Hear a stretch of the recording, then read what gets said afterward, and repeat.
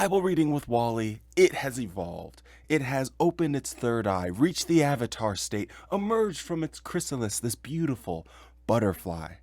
Yes, when I started making YouTube videos and I wanted to help Jehovah's Witnesses free themselves from their Watchtower indoctrination, one of the things that I thought was really important was going through the Bible and breaking down those stories that we never really heard or that we never really thought too hard about. But we're going to do it in a little bit more of a unique way. So there might be some songs, there might be a little bit of cosplay here and there. As you know, if you're a friend of the channel, we do things a little bit wacky around here. But before we get into that, please drop a like on this video and subscribe to the channel. I want to keep seeing how far we can take it and keep helping the channel grow, and all the support and all the likes and subscribes that we can get is absolutely appreciated. So with all of that being said, intro with some finger guns.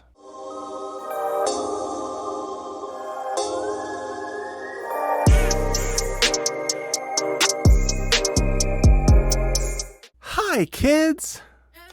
Guess what time it is today?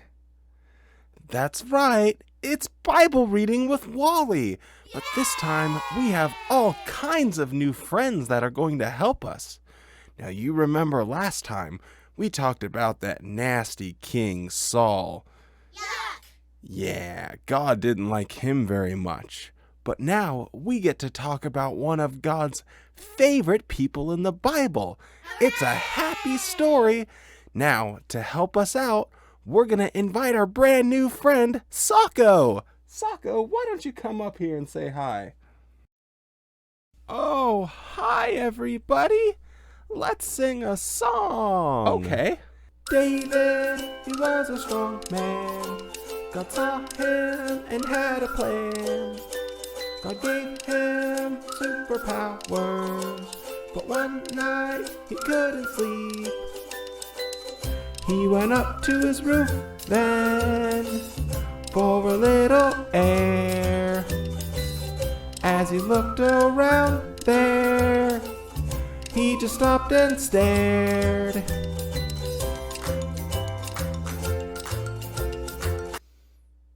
Who is that bodacious beauty over there? Well, that is Bathsheba, the wife of Uriah, one of your finest soldiers. Well, she is one fine piece of manna, if you ask me. Bring her to my chambers. I have some very, important, kingly things to discuss with her. But it is so late, my lord. Might it appear inappropriate to bring another man's wife into your chamber at this hour? Are you questioning your king? Well, yes. You know I killed a giant, a bear, and a lion by myself. What does that have to do with sleeping with this guy's wife? Are you threatening me? Oh no, I am removing you from your position. Guards! No, I'm sorry, I'll do whatever you say. No, please, I have a family, my kids, no, please, no, God, no, please, no!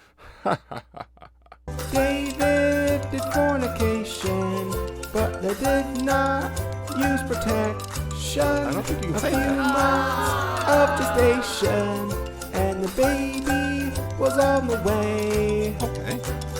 Bathsheba knew who the father was, but David forgot who Bathsheba was. That's awful. What?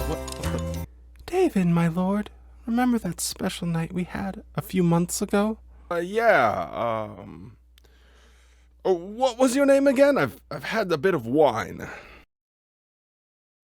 Oh, that's right. You were the one that was taking a bath, and your name was Bathsheba. Oh, that's hilarious. Well, you know what's not hilarious? I'm pregnant. Oh, Well, I think you should go sleep with your husband ASAP, so that everyone thinks the little bastard is his. Uriah, he was a good man who wanted to serve the throne. Okay. David, he had a bad plan. Give Uriah lots of patrol. I like Patron.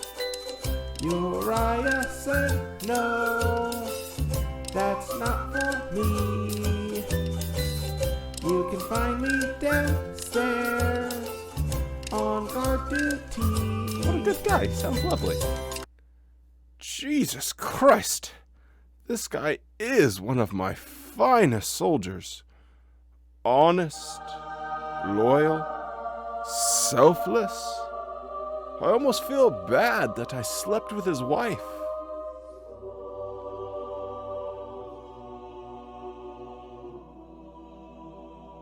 Oh well, he still needs to die. David, he gave instruction. Put Uriah on the front lines when the fighting is fiercest. Pull back and leave him behind. What? That's awful. He just slept with his wife. When they went to battle, Joab said, oh my, looks like Uriah is gonna die. Oh. Even by my standards, that was pretty bad. Okay, I'm gonna have to talk to David now. Well, David, that was pretty messed up, man. I mean, holy shit. I mean, you know what the penalty for murder is. It's absolutely death, so I know I picked you as king or whatever, but it's curtains for you, bub. Please. Okay, fine. You make a good point. But you still need to suffer, so, what am I gonna do? Oh, yep, I got it. So, the baby that's about to be born, yeah, I'm gonna personally inflict it with a terminal illness, and it's gonna suffer for 7 days, and then it's gonna die. Okay, but what will happen to me? What do you mean?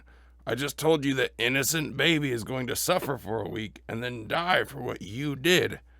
Are you questioning God? Don't you know I can kill a bear or a lion with my bare hands? Haha, get it? Bare hands.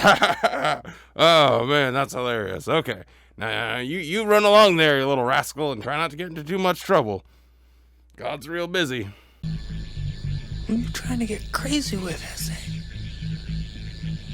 Don't you know I'm loco? All right, well, I hope you enjoyed the new format for the Bible reading with Wally. Now, just to talk about this account really briefly, I know normally I go into and read, Watchtower quotes and talk about other apologetics. I'm not going to do that here because I think this one pretty much speaks for itself. Essentially what happens, David, he sees Bathsheba, sleeps with her. He tries to get her husband drunk, and that way he'll go and sleep with his wife to cover over his sin. And after all of his shenanigans, which, according to the law that he was living by, he should have been killed for it, which is also barbaric. God has a split personality. But according to that law, that's what should have happened. And then after all of it said and done, David has this weird reaction when the child finally dies. He basically was fasting for the 7 days that the child was alive, and he wouldn't eat any food, and everyone kept like, oh, you need to eat, you need to keep your strength, and he's like, moan. Then someone comes to him and says, hey, the kid's actually dead. And with no sorrow, no grief, he basically goes and takes a shower, rubs oil all over his body, gets himself all nice and clean, goes down and sits to eat. And his advisors, people in his court, whoever they are, they come up and ask him, so aren't you sad? There's no more mourning? And he says, well, what's the point of mourning? I mean, I thought maybe God would change his mind if I mourned and wailed for the 7 days when the child was alive. But now that the child is dead, can't do anything about it now. And he just continues eating his meal. And I remember still being an active witness and reading that and being really disturbed by that reaction, because I just thought, what a lack of of humanity this guy has. And he's obviously one of the favorite characters, especially with Watchtower, that they talk about as, faith and redemption, and he sinned and yet he did the right thing.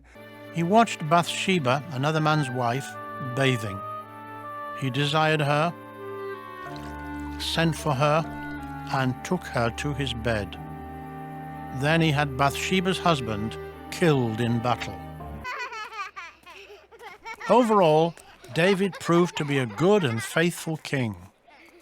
And you always hear the account of when he doesn't kill King Saul because he didn't want to hurt the anointed of Jehovah. And So David crept up on him at night with his bold nephew Abishai. All the guards had fallen asleep.